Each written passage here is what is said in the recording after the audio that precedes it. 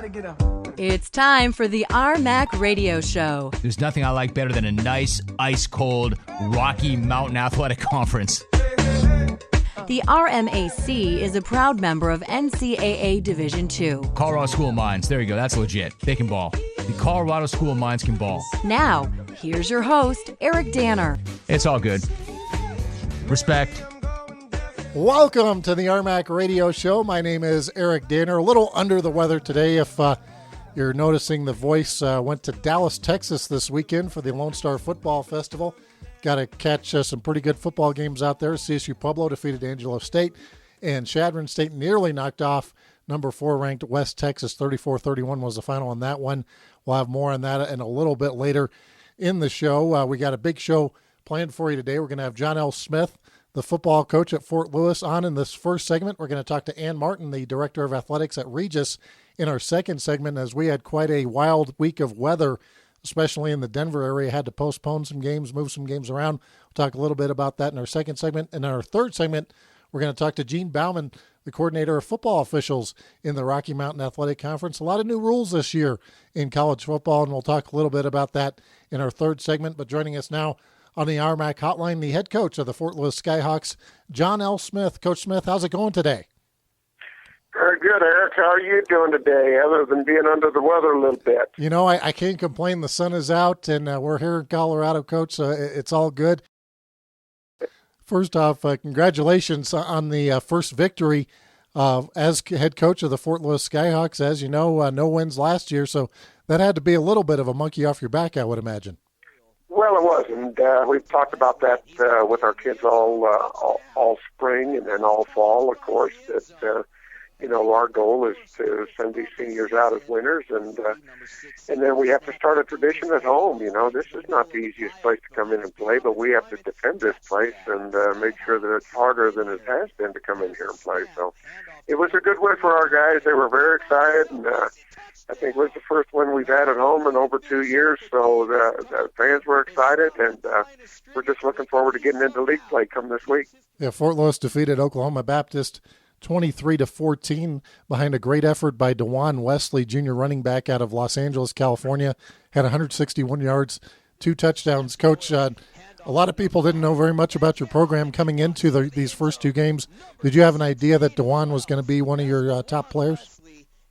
Right. Again, we had Duncan here, Amory Duncan, who was one of our returning players, but we felt like we needed to go add some depth to that spot. So we went out and got Wesley out of a junior college, and between the two of them, they kind of carried the load for us. It was a rain delay, and then it was very, very, very sloppy field. So, we just kind of rode those two throughout the entire game, and then when it came time to have to, really win it and put it away, it was all up to those two, and those two had a great game.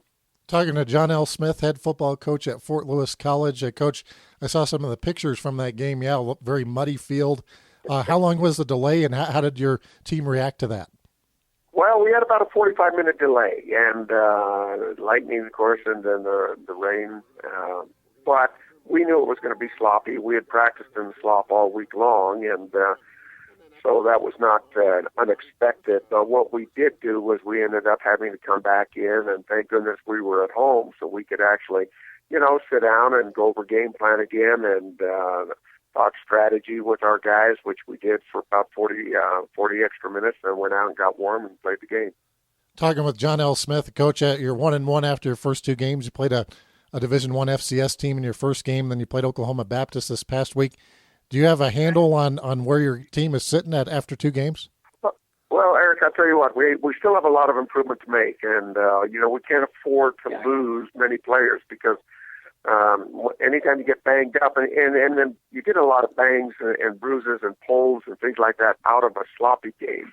At least it seems that way. So we have a few guys that we have to get back and get healthy. So depth is a big concern for us right now. And then where we are at this point, having played the first game where we turned it over so darn many times, we just got nothing established offensively. And then this last week we were able to establish the running game. So that part has been real good. We've not been able to really work on the passing game like we would like, but, that has to come along because that has to be a part of our arsenal, and so we're going to work on developing that, of course, from here on out. But yeah, we still have a long way to go, Eric, let me tell you. So we're going to just take the field every day and try to preach to our players that today's a day to get better, and every day that we go to the field is that way. Fort Lewis will be playing at New Mexico Highlands this Saturday, 1 o'clock kickoff in Las Vegas, New Mexico. Coach, Highlands picked number 3 in the conference before the season. They're 1-1 like you after the non-conference schedule. Beat Eastern New Mexico, lost to Abilene Christian, a Division I FCS team. What do you see from Highlands as you're heading into this matchup?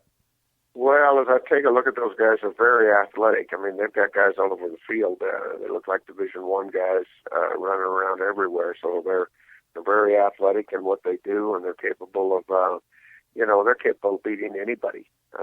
So again, we're going to have to be well prepared.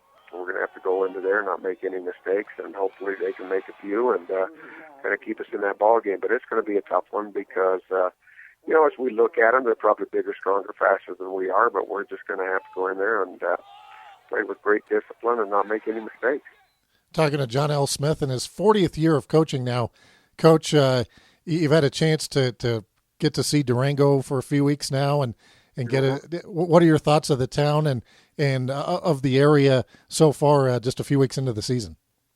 Well, we were fortunate enough to get to spend the summer here, and we got a chance to see not only Durango, but all of the Skyway, and then we got down to Vail and some different places. But Colorado in the summertime is just flat gorgeous. It's a beautiful place, and we love Durango right now. And now the biggest thing about Durango is that we're going to have to turn this place into a football town, and that's kind of our goal, is that we make sure that we get the town excited, the fans excited about the game of football, and get that going here. So that being said, we love it here. It's a beautiful place, and we just have to do a better job of taking care of our responsibilities of putting a class, a quality football product on the field. Well, hey, Coach Smith, we want to thank you for taking some time out today, and good luck the rest of the way. Eric, I really appreciate it, and you start feeling better, and we'll talk to you. We'll talk to you a little bit down the road, huh, partner? Yeah, I appreciate it, Coach. Thank you. Okay, buddy. Bye-bye. That is John L. Smith, head football coach at Fort Lewis College. Of course, many other stops. Was at Arkansas last year. Was Big Ten Coach of the Year when he was at Michigan State. Was at Louisville, Utah State, Idaho. So a number of steps along the way. He's reunited with Gary Hunter, the athletic director at Fort Lewis, and Dean Thomas, the president, who both worked with Coach Smith when he was at Idaho. So a very good fit, it would seem, there for Durango, and getting their first win after they went 0-10 last year. So no place to go but up for the Fort Lewis Skyhawks. We mentioned DeJuan Wesley, the running back. He's our RMAC Rawlings Offensive Player of the Week after that 161-yard, 2-touchdown effort. The Defensive Player of the Week goes to Vince Coach of Adams State. He's a senior linebacker, ran back a touchdown in Adams State's win over Oklahoma Panhandle. That was a 26-10 final.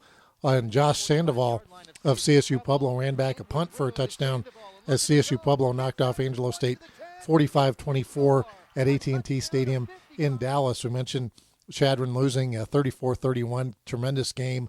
They were up 21-0 in the first quarter, and West Texas came back to beat them. But Chadron State definitely one of the top teams in the RMAC this year, if not in the entire country. South Dakota Mines, a bit of an upset, you might say, beating Black Hill State 43-35 after South Dakota Mines really took one on the chin from Colorado Mines the week before. Abilene Christian beat New Mexico Highlands 52-28. We had Fort Lewis over Oklahoma Baptist. Carson Newman, number 11 team in the country, they had a barn burner with Colorado Mines winning 27-24 in Golden. Colorado Mesa put up a pretty good fight against the number 3 ranked team in Division I FCS. Montana State beats Colorado Mesa 26-0. And Idaho State didn't exactly run away with it either against Western State 29-3. So 3-6 on the week for the RMAC. A tough week, only 2 teams at home, number of Division I FCS teams, a number of ranked teams as opponents. But now we're heading into conference play. Only 5 games will be played this week as everybody is now in conference play. And for more on that, let's head over to Kia Jeffords in Kia's Corner. Thanks, Eric. RMAC in-conference play begins this week. 1-1, Colorado Mesa kicks off against 1-1, number 21 ranked Chadron State and cornerback Lane Holler, who is coming off 2 very impressive games. Last Tuesday, Holler was also named the Beyond Sports Network Division II Player of the Week. Game time is Saturday at noon in Nebraska. 1-1, Colorado Mines will hit the road for the first time this season to play against 0-2 Black Hills State at 1 on Saturday in Spearfish. 0-1 Western New Mexico has a tough game ahead against the currently undefeated and number 5 ranked CSU Pueblo. The Pack has a 28-game regular season win streak, the longest streak in Division II and second longest in any NCAA division. Kickoff is Saturday at 2 p.m. at the Thunder Bowl in Pueblo. It's the Colorado Classic in Alamosa as 0-2 Western State matches up against 2-0 Adams State with Rawlings Defensive Player of the Week, Vince Coach. The arch rivals meet in Alamosa at 6 p.m. on Saturday. Fort Lewis and Rawlings Offensive Player of the Week, DeJuan Wesley, broke an 11-game losing streak last week and hope to continue their winning ways as they match up against 1-1 New Mexico Highlands in Las Vegas at 1 p.m. I'm Kia Jeffers, and this has been Kia's Corner. Thank you, Kia. Like we said, we're going to talk a little more football in our last segment with Gene Bauman, our coordinator of football officials, as they do a lot of work, and I want to shed some light on that here on the radio show. But when we come back next, we're going to talk to Ann Martin, the athletic director at Regis University. You're listening to the RMAC Radio Show.